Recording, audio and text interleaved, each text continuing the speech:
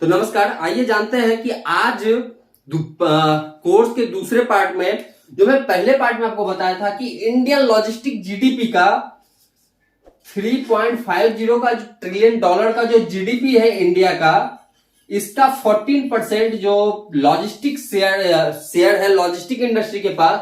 तो इसमें क्या है, ये जो मार्केट है, अगर मैं बात करूं अराउंड $4 बिलियन का जो मार्केट है, इसके अंदर क्या आता है? क्या इसके अंदर ट्रक वालों का बिजनेस आता है या फिर कुछ और है जो इसके अंदर आता है? तो वो हम बात करते हैं कि इसके अंदर क्या क्या आ सकता है। तो दोस्तों हम बात करते हैं, उसके लिए हम आपको समझाते हैं कि मानिए इतना बड़ा जो है ये लॉजिस्टिक इंडस्ट्री है, इतनी बड़ी लॉजिस्टिक इंडस्ट्री है, मतलब कि $4 बिलियन की ये पूरी की पूरी लॉजिस्टिक इंडस्ट्री है। अब इसमें हम देखते हैं कि किसका कितना पार्ट हो सकता है। तो ये एक गोलाई है, ये सेंटर है, ये सेंटर हम मान लिया कि ये वाला सेंटर है। अब इस पे देखना है कि आखिर किसके किसके साथ कितना बिजनेस होता है। तो इंडिया में जो सबसे ज्यादा जो अगर कोई बिजनेस है तो 2 सेक्टर के पास है। वो 2 सेक्टर क्या है? पहला है रेलवे। हम मान लेते हैं कि रेलवे के पास इतना बिजनेस है जो अकेला रेल ट्रांसपोर्टेशन के थ्रू होता है। रेल ट्रांसपोर्टेशन में क्या जाता है, जो फ्रेट ट्रेनें चलती है उससे जो भी हम मटेरियल को कहीं ना कहीं भेजते हैं वो आ जाता है। इसके अलावा आप ट्रेन के पीछे आगे और पीछे एक एसएलआर का डब्बा देखते होगे जिसमें कि कार्टन आप देखते हो सामान वगैरह लोड किया जाता है, वो इसके अंदर आ जाता है। और इसके साथ क्या आता है, तो इसके अंदर आता है बीपीएस। बहुत सारे ट्रेनों आप देखते होगे आगे या पीछे ऐसे डब्बे जुड़े होते हैं जिसमें कि कोई खिड़की नहीं होता है। सॉरी, जुगाड़ का काम ऐसा ही होता है, तो उसमें कोई खिड़की नहीं होता है और वो जो है इसी तरह से बड़ा सा डब्बा होता है जिसमें कि मटेरियल रखा जाता है। ये शायद से फिर से कर सकता है क्योंकि जुगाड़ में लगा करके बता रहा हूं। तो अब बात करते हैं कि ये तो इतना हो गया जो कि रेल का पार्ट है। ये किसका पार्ट है? रेल का। तो बाकी किसका पार्ट है? बाकी के पार्ट में हम देखते हैं तो इतना जो है दोस्तों ये आ जाता है शिपिंग के अंदर। किसके अंदर आ जाता है? शिपिंग के अंदर। ये जो है शिपिंग का पार्ट है। इतना जो है शिप के थ्रू कहीं ना कहीं ट्रांसपोर्ट होता है। बाकी का जो पार्ट क्या है, इतना आ जाता है आपका एयर के अंदर। एयर ट्रांसपोर्टेशन जो होता है, जो कि हवा से हवाई जहाज के जरिए, कार्गो फ्लाइट के जरिए कहीं ना कहीं ट्रांसपोर्ट होता है, उसका पार्ट आता है। अब बात बच गई कि इतना बड़ा क्या, इतना बड़ा इंडियन का लॉजिस्टिक है? नहीं, इसमें जो कुछ पार्ट है ये आ जाता है वेयर हाउसिंग का, वो भी इसी का पार्ट है। लॉजिस्टिक सप्लाई चेन का पार्ट है। तो कुछ जो पार्ट है वो इसमें भी आ जाता है। वेयर हाउसिंग, जो डेडिकेटेड वेयर हाउसिंग होता है वो भी इसके अंदर आता है। इसके बाद बचता है लॉजिस्टिक इंडस्ट्री। तो मानते हैं कि ये जो है ये लॉजिस्टिक इंडस्ट्री है 2 तरह की।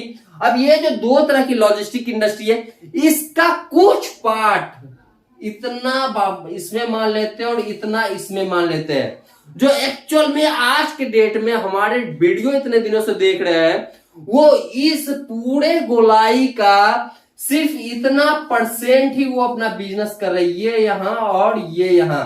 इसको बोलते हैं कोर ट्रकिंग बिजनेस। क्या बोलते हैं? Core trucking business.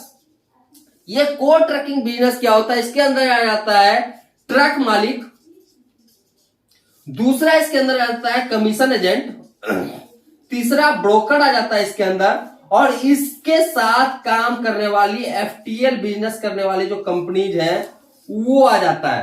तो ये सिर्फ आज तक जो 90,000 मेरे सब्सक्राइबर ऑलमोस्ट हुए हैं, यहां तक पहुंचने के लिए जो लोग मेरा वीडियो देख रहे हैं वो सिर्फ इतने पार्ट का ही बिजनेस कर रहे हैं। इतना पार्ट आज के डेट में भी आप लोगों से छूता हुआ नहीं है, क्योंकि आप इसके पार्ट नहीं है।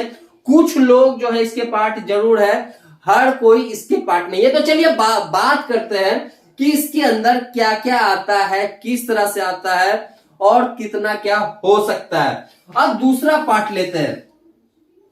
इंडिया का जो लॉजिस्टिक मार्केट है ये कोई नया नहीं है। लॉजिस्टिक मार्केट बहुत पुराना है। जब तक गाड़ियां नहीं आई थी इंडिया के अंदर, तब तक जो है बैलगाड़ी के थ्रू, बुलकार्ट जिसको आप बोलते हैं, बैलगाड़ी के थ्रू और घोड़े गाड़ी और खच्चर के थ्रू, ये 3 जो है इसके थ्रू, इसके साथ साथ हाथी जिसको कि एलिफेंट आप लोग बोलते हो, इसके थ्रू इंडिया में ट्रांसपोर्टेशन का काम होता था। थोड़े मोड़े जो है ऊंट से भी, जिसको कि कैमल बोलते हो, इसके थ्रू इंडिया में ट्रांसपोर्टेशन का काम होता था। तो ये इंडिया का जो ट्रांसपोर्टेशन बिजनेस है बहुत पुराना है और इसके थ्रू पहले इंडिया में ट्रांसपोर्टेशन होता था।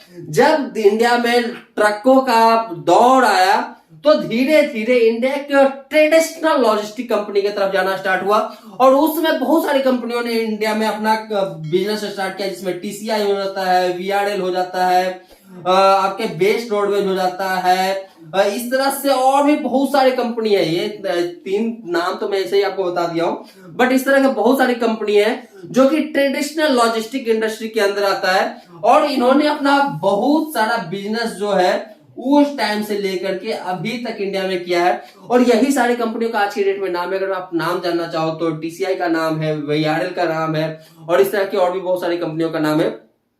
पुराने दौर के भी है, नए दौर के भी है। बट इंडिया धीरे धीरे क्या किया, धीरे धीरे यहां पे अब एक कल्चर डेवलप हुआ कॉर्पोरेट स्टार्टअप का। किसका? Corporate startup. कॉर्पोरेट स्टार्टअप क्या होता है थोड़ा सा हम चलते हैं, फिर हम इसके ऊपर आएंगे, क्योंकि ये सब जो चीजें ये कहीं ना कहीं इसके अंदर इंटरलिंक है और ये सारे कोर्स का एक हिस्सा है। तो हम बात करते हैं कि कॉर्पोरेट स्टार्टअप क्या होता है। कॉर्पोरेट स्टार्टअप क्या होता है दोस्तों? जो ये कंपनी अपनी बिजनेस करती थी, टीसीआई, वीआरएल या फिर जो बाकी के ट्रेडिशनल लॉजिस्टिक कंपनी, जितने भी पुराने कंपनी के नाम गिना लो, ये सब अपने बिजनेस को करते थे अपने प्रॉफिट को देख करके।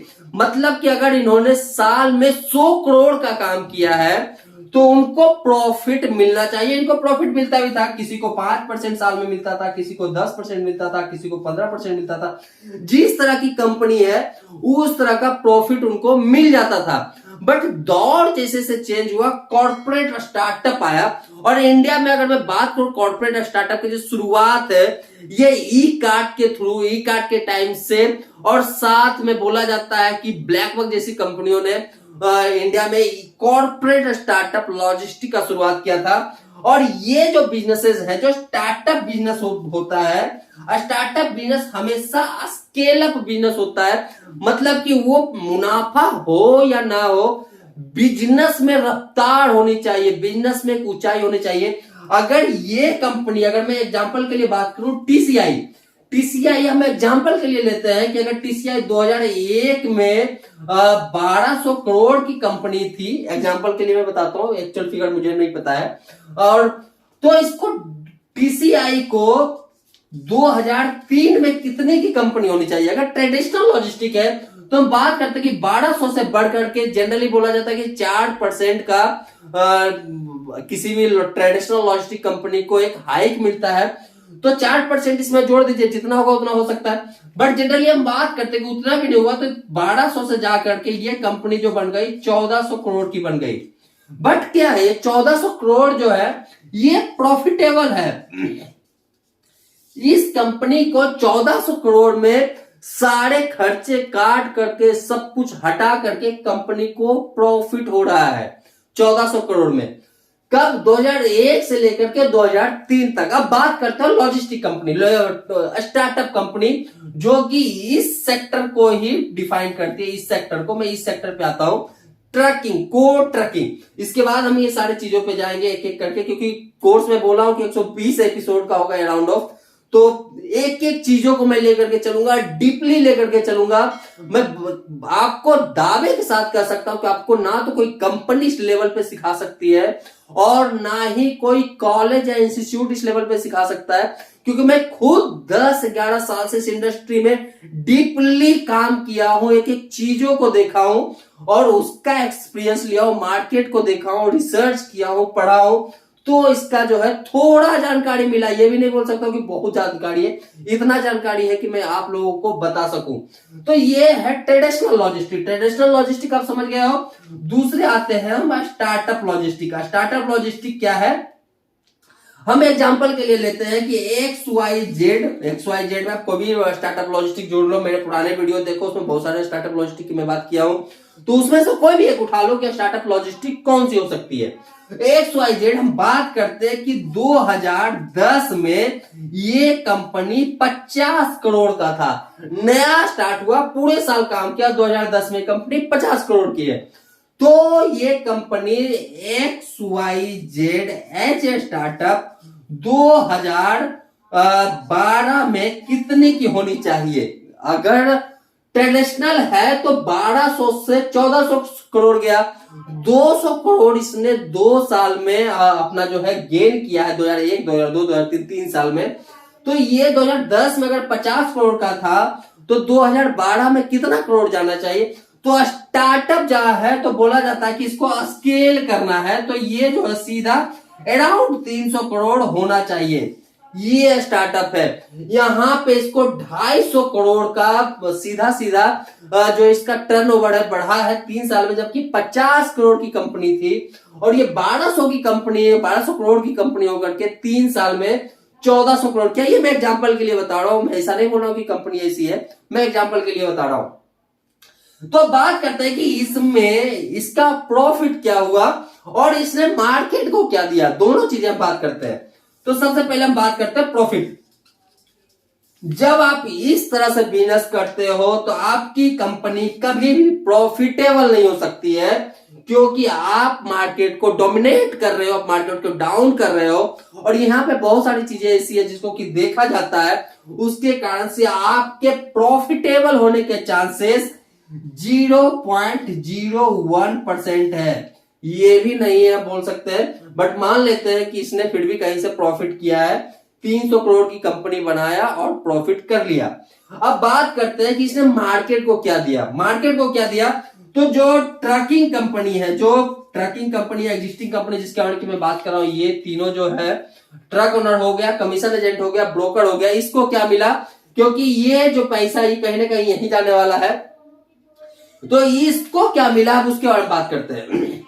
इसको यहां से मिला है बिजनेस, क्योंकि ये 50 करोड़ की कंपनी थी, 300 करोड़ की कंपनी बन गई, तो इसका बिजनेस शेयर जो है यहाँ पे बढ़ गया। यहाँ पे ट्रक ओनर का बढ़ गया, यहाँ पे कमीशन एजेंट का बढ़ गया, और यहाँ पे ब्रोकर्स वगैरह जो बैठे हैं उनका बिजनेस बढ़ गया। बट क्या है कि क्या बिजनेसेस बढ़ा तो इनको कोई फायदा हुआ? अब इसको देखते हैं। 300 करोड़ का इसको बिजनेस करना है इस कंपनी को, तो इसको क्या करना है? इसका मतलब है कि जो एग्जिस्टिंग कंपनी आज के डेट में, एग्जांपल के लिए लेते हैं कि ADC करके कोई मैन्युफैक्चरिंग कंपनी जो बिस्कुट बनाती है, इसके पास आज के डेट में 10 ऐसे लॉजिस्टिक कंपनी काम कर रहे हैं। इस तरह के 10 लॉजिस्टिक कंपनी काम कर रहे हैं एग्जांपल के लिए। तो ये 10 लॉजिस्टिक कंपनी काम कर रहे हैं, इनके अपने अपने रेट से, अलग अलग रेट से। तो ये अलग अलग रेट्स को तोड़ता है और तोड़ करके अपने लिए बिजनेस खड़ा करता है, वो होता है एक स्टार्टअप। बट क्या स्टार्टअप इंडियन लॉजिस्टिक इंडस्ट्री को फायदा पहुंचा सकता है? तो बिल्कुल पहुंचा सकता है, और इसके फायदे भी हैं, अलग अलग फायदे हैं, तो उसके बारे में हम बात करेंगे। बट अभी के टाइम में मैं इसलिए आपको इतना ग्राफ दिखाया हूं ताकि आप समझ सको कि $4 बिलियन की जो मार्केट है इंडिया का, $4 बिलियन का जो लॉजिस्टिक मार्केट है इंडिया का, उसमें कितने सेक्टर हैं और कैसे कैसे हैं। अब हम बात करते हैं इतने सेक्टर का, तो इसमें भी बहुत सारी चीजें आती है। जो दिखाया गया है सिर्फ इतना ही नहीं है, अब इसके अलग अलग कंपोनेंट्स हैं। ट्रकिंग के छोटे छोटे कंपोनेंट्स बहुत सारे हैं, वेयर हाउस के कंपोनेंट्स बहुत सारे हैं, एयर के कंपोनेंट्स बहुत सारे हैं, शिपिंग के बहुत सारे हैं, रेल के बहुत सारे, ट्रकिंग के बहुत सारे, लॉजिस्टिक के बहुत सारे। तो ये जो बिजनेस है $4 बिलियन, ये अलग अलग लेवल में जाकर के ये जब पूरा टूटेगा, एक एक इंडस्ट्री वाइज टूटेगा, एक एक मूवमेंट वाइज टूटेगा, तो ये बिजनेस के टाइप बनते हैं कितने? 13 बिजनेस के टाइप में ये पूरा डिवाइड होता है, और ये सब मिलकर के क्या करता है? $4 बिलियन का बिजनेस करता है इंडियन मार्केट से। ये डायरेक्ट इसका ये बुकिंग है, ये डायरेक्ट इसकी बुकिंग है। ये जो बिजनेस आप कर रहे हो, ट्रक ओनर बन करके, आप कमीशन एजेंट बन करके, ब्रोकर बन करके, ये इसके अंदर जुड़ा हुआ नहीं है, क्योंकि ये जो काउंट है, ये कोई भी मैन्युफैक्चरिंग जो ये मैन्युफैक्चरिंग कंपनी अगर ये बोल रहा है कि मैं ट्रांसपोर्टेशन, लॉजिस्टिक ट्रांसपोर्टेशन के लिए 10,000 करोड़ टैक्स पे कर रहा हूं, तो इससे गवर्नमेंट को पता चलता है कि सिर्फ ये कंपनी इंडिया में कितने का ट्रांसपोर्टेशन लॉजिस्टिक के लिए बिजनेस दे रहा है, ये यहां से पता चलता है। तो इसी से ये अमाउंट निकल करके आता है, और इसके नीचे आते हैं ये, और इसके नीचे आता है ये पूरा का पूरा सेक्टर, जिसको कि इनडायरेक्टली प्रॉफिट होता है ये 3 सेक्टर को। तो नेक्स्ट टाइम में हम बात करेंगे ये सेक्टर के बारे में, और साथ में हम बात करेंगे कि किस तरह से इंडियन लॉजिस्टिक इंडस्ट्री आज के डेट में धीरे धीरे बढ़ रहा है, और किसी एक को फायदा ना पहुंचा करके सबको फायदा पहुंचा रहा है, उसके बारे में भी हम बात करेंगे। तो दोस्तों मिलते हैं अपने नए वीडियो में, तब तक के लिए जय हिंद।